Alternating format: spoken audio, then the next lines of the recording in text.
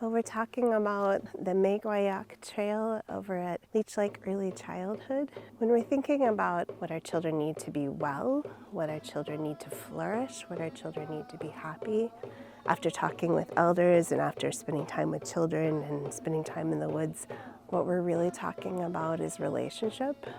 When we're talking about how children learn and what our children need to be Ojibwe, are relationships with the woods and really seeing themselves as a part of nature rather than apart from nature. When we're looking at the spaces where our children spend the most of their days, and in Minnesota, sometimes that can be all of the daylight hours. And so we really want to create spaces where they have access to natural spaces. In my teachings, what I understand is that our elders have told us this. These are the teachings in our ceremonies, that if we want to be well, if we want to have health, we should spend time with these relatives that are our trees. That's our healthness and our wellness comes from. Apart from that, there's also all kinds of research that supports what our elders know. When our children spend more time in natural spaces, they do better with resilience. They do better with social-emotional health, obviously with their physical health.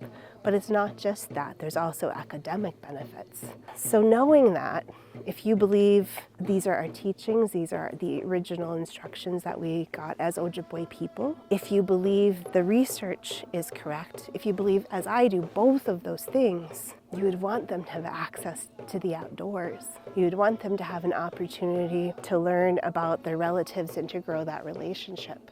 And if we want to live on this earth for generations and generations to come, we want our children to value the outdoors. We want them to believe that there's value in having trees. And so those are just some of the benefits of having Megwayaak, a trail like the one that we have here in Cass Lake at the early childhood. We should all want that for our children. There's so many challenges that our children face. This feels like an easy answer, but this feels like something we can do. When we first started the trail, we went out there and we checked it out. The wooded space behind early childhood, we've kind of cleared some area, so there's actually a pretty clear trail to walk through. You'll find plums, you'll find some chokecherries.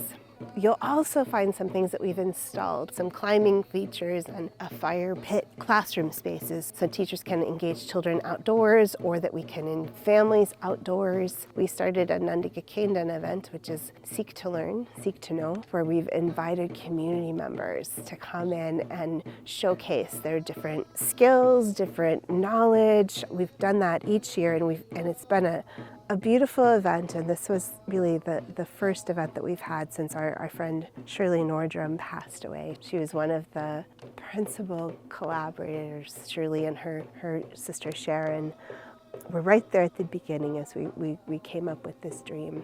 Different delicious wild foods demonstrations, had deer meat with wild plums, we've had all kinds of soups, we've had bannock on the fire, fish, and demonstration of how you prepare those foods, even from like the cleaning fish all the way through taking them out of the net. We've had different knowledgeable community members come and showcase their skills. We've seen finishing of wild rice, the making of a sema, drying out of tobacco leaves, art projects, we've had drumstick making, all kinds of different engaging activities for our children, their families, and the community. The whole intent is to get people into the woods and have them spend a little bit more time outside. All of that is to build connection and community and really build opportunity for people to learn all of the wonderful skills, or have access to the people in our community that have so many skills and carry so much knowledge.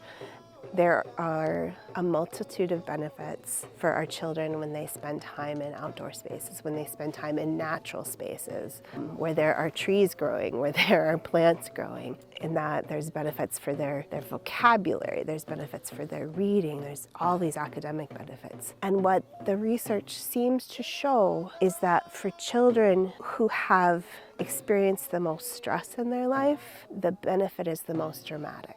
I think that when our children have a chance to be healthier, then our community has a chance to be healthier.